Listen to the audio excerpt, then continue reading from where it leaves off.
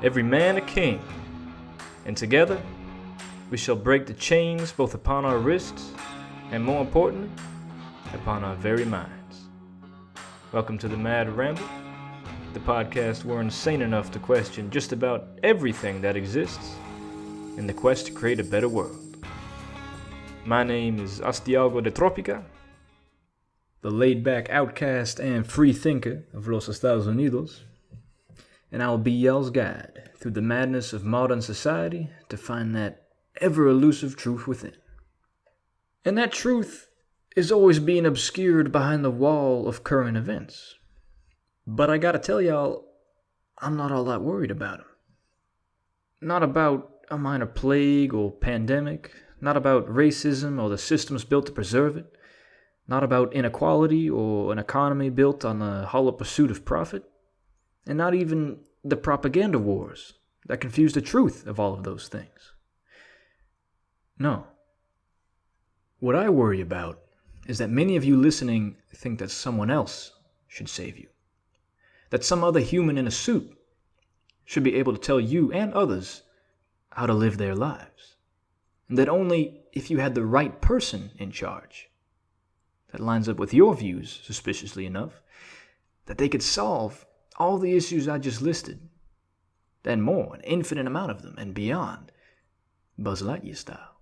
And that joke doesn't quite fit with the serious tone, but regardless, why do we need someone with power over others?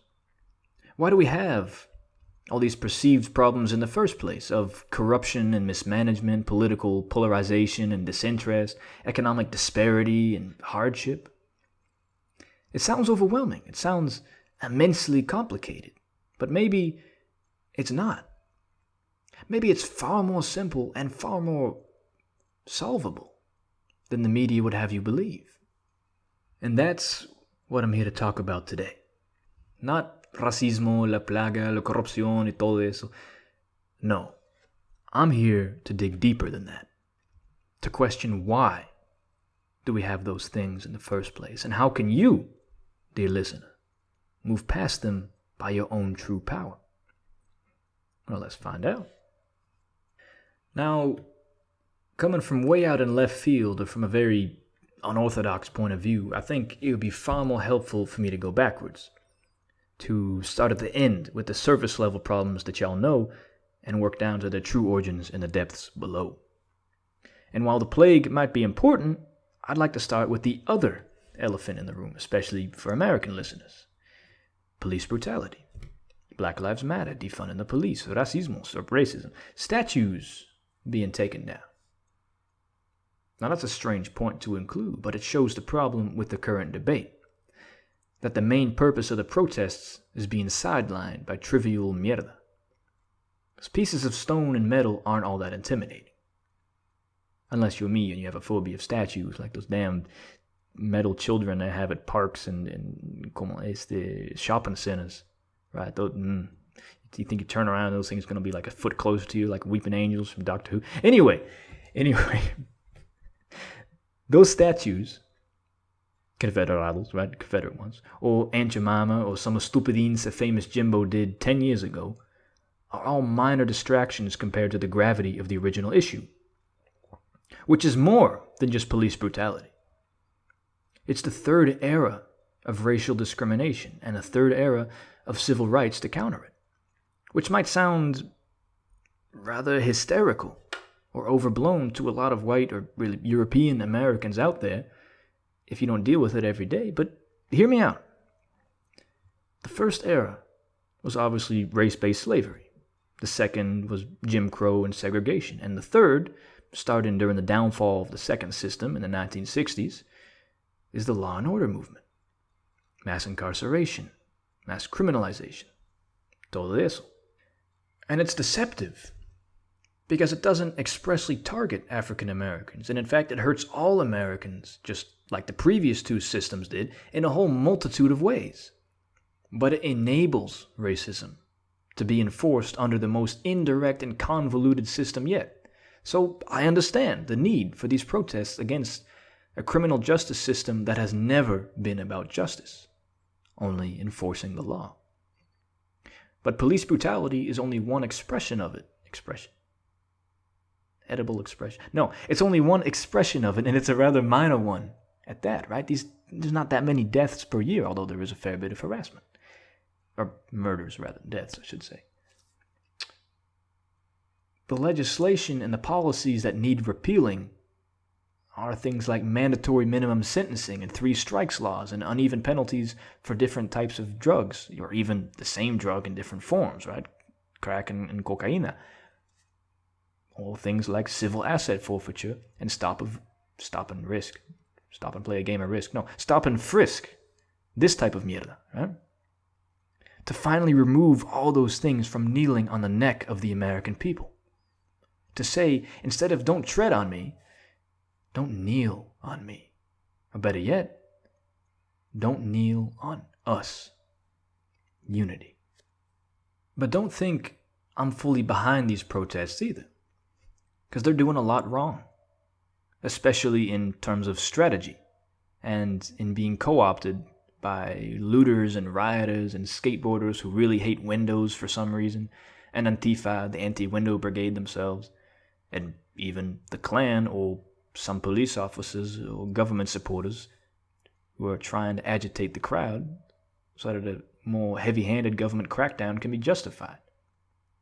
All these groups that are adding fuel to the fire while the media is off to the side fanning the flames.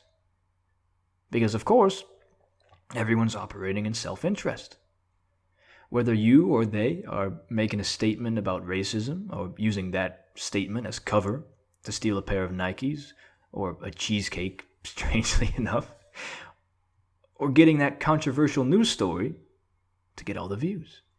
And a spontaneous movement cannot weed out those looking to cause trouble for their own benefit. But you have to recognize that these groups will be there.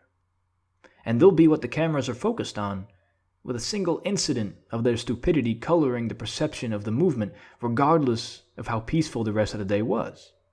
Which won't be what the majority sees. Or at least what they're being shown by their chosen media outlets. And of course, another media outlet might ignore those incidents as well. Depends what narrative they've pre-selected to push. Don't trust them either way. But aside from those co-opting the calls for justice to their own ends, ideology-wise too, right, tacking on or piggybacking on the movement, there seems to be a lack of judgment amongst those in the protest crowd. If you're there protesting against police brutality, why would you be surprised that the police might be brutal or heavy-handed without provocation? Why wouldn't you be prepared for that? Why would you bring children, or those prone to panic attacks, or who simply can't handle it, to places where you know shit's gonna go down? Or has a high probability of happening, regardless of whether some pendejo throwing a bottle or the police themselves started it. Why would you jump on a highway or the middle of the street and not expect problems with drivers who you know aren't all that bright because you drive with them every day? You know they're not good drivers. Why would you jump out there when you know some of those drivers might try to hit you on purpose due to their particular brainwashing by their chosen media outlet, as horrible as that is? Or maybe it's just classic road rage and they think the street belongs to cars and pedestrians deserve to be run over and go to hell. As crazy a statement as that is. Why, as a driver, wouldn't you just turn around when you see crazy shit happening on the road in front of you, when you know these protests are happening? Why, as a protester, would you smash someone's window that's too stupid to find another way, when you know they might be on your side? When you know they might be armed. Or not. Or there's children in the car. So be careful. Protesting, driving, whatever it is, because once you pick a fight, you've gambled with your life. Once you go to a protest, once you drive down the street, you're gambling your life and your property. Even if you're not the one who started it, you can get caught up in someone else's shit. So be careful. Just know that that could happen. And to give a point to the other side of this argument, starting a fight is not an acceptable act. And it's not the violence itself that's wrong, it's the initiation of it, the start of aggression. And yeah, oftentimes that's done by the police themselves. But there's a reason that MLK and Gandhi stand so far above violent revolutionaries like Lenin or Stalin. Because nonviolence is a far better strategy for change. And yeah, when you make peaceful revolution impossible, you make violent revolution inevitable, in the words of JFK. But a peaceful change is still open to the American people, unless we reject it. This is not a country as authoritarian as Syria or the Russian Empire before their respective civil wars. This is America, in the words of Donald Glover and several others.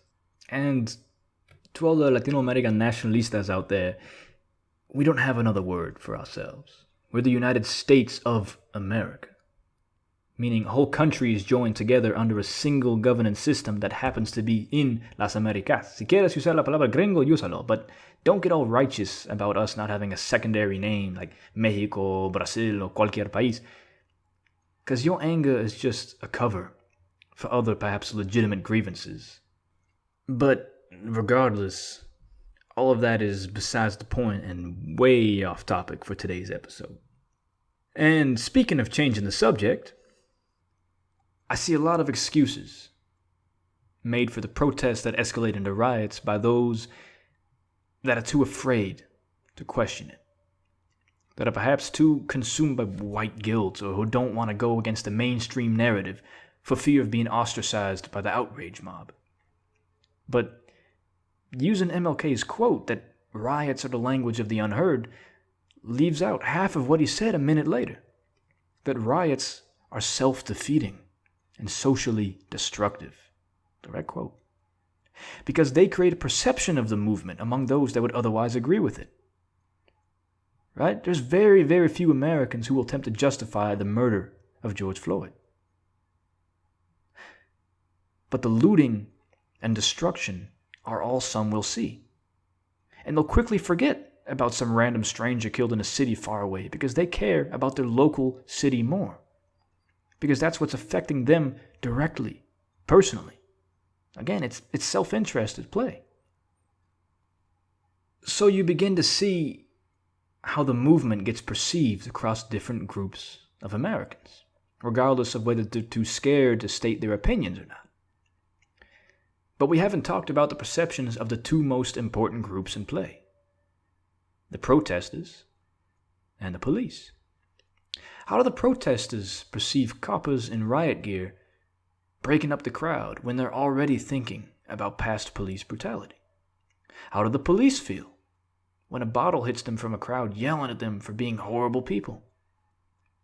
You can't expect perfection from the imperfect, for the police to be unflinching in the face of that adversity.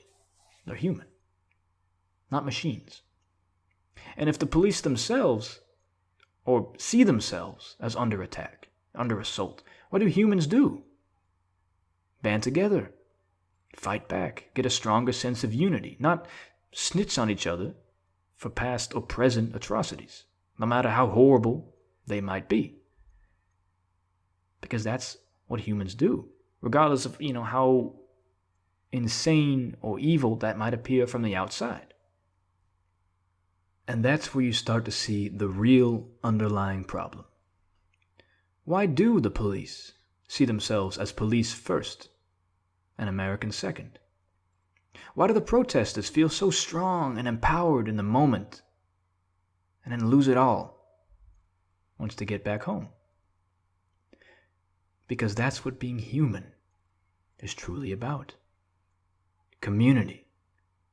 What Americans rejected for individual life, liberty, and the pursuit of profit. A type of individualism that goes against our very nature as a species. And now we're projecting our need to be part of a group onto employment, or the sports team you root for, or the college you went to, or strongest of all in American society, the military, brothers in arms, and second strongest, the police, perhaps firefighters, paramedics, those that face shared adversity, bringing them together, just as it did for African Americans, to create an organic identity out of an artificial idea of race. And that's what these things are: artificial identities and the desire for true human community. But none of these groups can provide you what a true community can. Not even the armed forces or the color of your skin. The company doesn't truly care about you. You'll get fired from a job. The military will use you up and throw you to the curb. Look at the VA. Once the football game's over, it's all back to normal. Crushing isolation. A rat race of individuals who think that strangers should somehow guarantee their safety. Who strangers should be trusted because of the uniforms they wear, regardless of the much more important fact that you don't know them personally. That these people don't even live in the same areas that they're policing, that you never met them before, and they're supposedly your police. That's pretty inhuman. So now you have calls to defund the police, to have community policing instead. But you have to have a community for the police to be a part of, and we don't, almost anywhere in the United States. I mean, yeah, you have some first-generation immigrant groups that are a bit more communal, and you probably have more connection in a small town or in the lower end of the working class than what the ricos, the rich, and the city dwellers have, as they're close to losing their way completely. Not lost yet, but close. Yet all of that is still nothing compared to what we used to have as humans. And on a side note, the rich are not deserving of hatred for being rich. Don't have a sign that says eat them, like a pinche cannibal. Have a sign that says eat with them. Allow them to come home to the people, the same as the police. Break bread with the enemy. In the words of DMX. But that third era of racial discrimination has played a part in destroying African American communities by taking away so many fathers and sending them off to prison, by creating a self-fulfilling prophecy of crime in those areas from children without fathers who, of course, turned to crime, especially when everything was being made a crime. Right? It's only illegal if there's a law against it. Legality is not morality. And a lot of those laws are expressly targeted against African Americans in roundabout ways. But that's been discussed by a lot of people far more versed in it than me, and they're far better at it. And more importantly, it's only half the story. Because civil rights worked. Segregation ended. Overt legal discrimination of that type is no more, despite being immediately replaced. And a lot of African American individuals did well for themselves. Individuals, while the larger population remained behind, just like the rest of America, where only a small portion can succeed. There's a neighborhood in Augusta, Georgia. It used to be segregated, but it wasn't poor. It had diversity of income. The rich, the middle class, the working class, all living in the same neighborhood together. And an unintended side effect of a policy as horrible as segregation was that the rich reinvested in their neighborhood because they had no other choice but to live there. So the schools were good, and the streets were nice, and the businesses were decent. But then segregation ended. And while, white flight is often talked about to explain the decay of American downtowns with suburbanization, black flight happened too. Or the children of those business owners sold the land away to developers. Oh, sweet Auburn. And those former vibrant communities decayed from both ends. From the incarceration of part of its population and a departure of the other.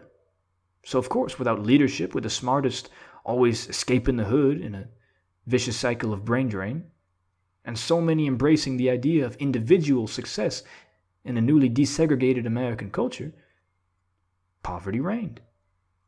Crime reigned supreme.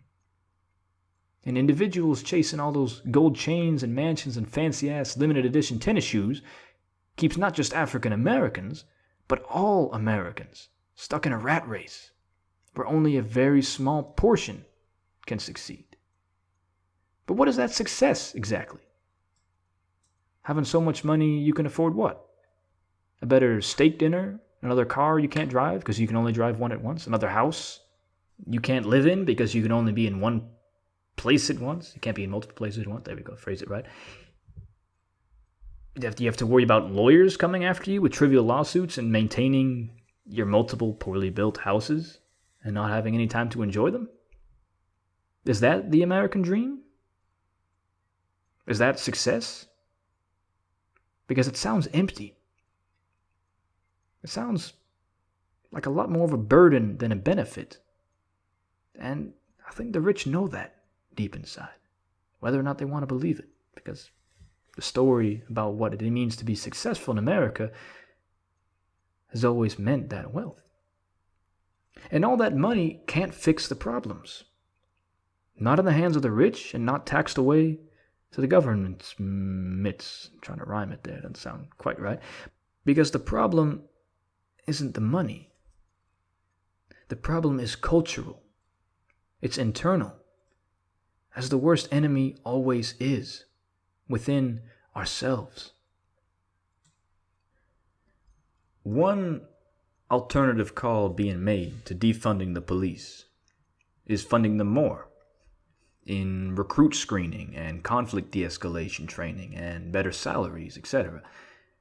And pouring billions and billions of dollars into professionalizing our police forces might reduce a handful of deaths every year. But you wouldn't notice. Because there'd still be police brutality. There would still be unjust murders. Because of course there would. With strangers policing strangers. The strangest thing about the murder of George Floyd is that no one questioned how strange it is to move from Texas to Minnesota as an individual. To uproot everything and go thousands of miles away and think there's nothing unnatural about it. Nothing inhuman, or that nothing will go horribly wrong. The problem with these police departments isn't a couple of bad apples, even if they do spoil the bunch. It's that they're operating against human nature, rather than with it, and that you can't win when you're fighting the tide. The mission of the police is not to protect and serve. That's the PR slogan. Their actual legal job is simply law enforcement. To enforce the law upon the people from above. They don't have to protect anyone. There's been several Supreme Court cases that have ruled out over and over again. They're not here for you. They're here for the faceless government. And if you're a cop listening to this, recognize how you're being used against those that would normally be your true community. If you're a government official, recognize the harm your policies are having on the American people. And you can't blame a segment of the population for this. Not the rich or the poor, African or European Americans, not police or protesters. You can only blame ourselves. For we all share culpability in creating this problem. And it's only one symptom of something much larger. But that means we also have the power to change it. To change ourselves and our attitudes about the world and each other. To not see other Americans as an enemy, but as the misguided, in need of help, in need of true community. Make America human again. Make it more human than perhaps it ever was. I'm going to end with a little short story I wrote and called The Parable of Sheep. The world is a flock of sheep with their eyes closed. And the sheep-herding dogs have their eyes closed too. The shepherd is the only one that can see, and he's leading the flock towards a cliff and doesn't care what'll happen once they get there. Maybe he'll dodge to the side and survive. Maybe they'll carry him off with the crowd. But in the meantime, he's lighting up his pipe. And in that pipe is opioids and Netflix binging, weed and alcohol, one-night stands and Marvel movies, all the mechanisms of denial that we use to ignore our personal pain and suffering. Because in truth, the shepherd is a sheep too. But the flock are panicked, jumping about. They know there's a cliff on the horizon. They just know exactly where or when. They know the guard dogs should be on their side to bring them to safety, but they hate them instead, and they don't know how to open their eyes. But the black sheep does. His eyes have always been open, though he doesn't know why. He sees the cliff, though, and tries to warn the other sheep about it. But they're too busy sharing the shepherd's pipe, thinking they could be a shepherd one day, complaining about the guard dog's bite and fearing that disease said to be spreading around the flock. Until now. Another sheep has been killed by a dog, and the flock is divided. One half complains that it always happens to sheep with brown wool, that their lives matter too. The other half doesn't understand and says all sheep matter, surely. And the cliff gets closer. Because the flock cannot see eye to eye. But you can. Because y'all have a choice to open your eyes for the very first time and greet the sunrise together. My name has been Astiago de Tropica, and I appreciate y'all taking the time to listen to such a crazy point of view. I publish an episode of the Mad Ramble every Friday, barring unforeseen circumstances. And if you enjoyed this episode or got some questions, comments, or criticism too, you can find us on Facebook at the Mad Ramble, or if you're listening on our YouTube channel on the same name, feel free to comment, like, and subscribe for future podcasts.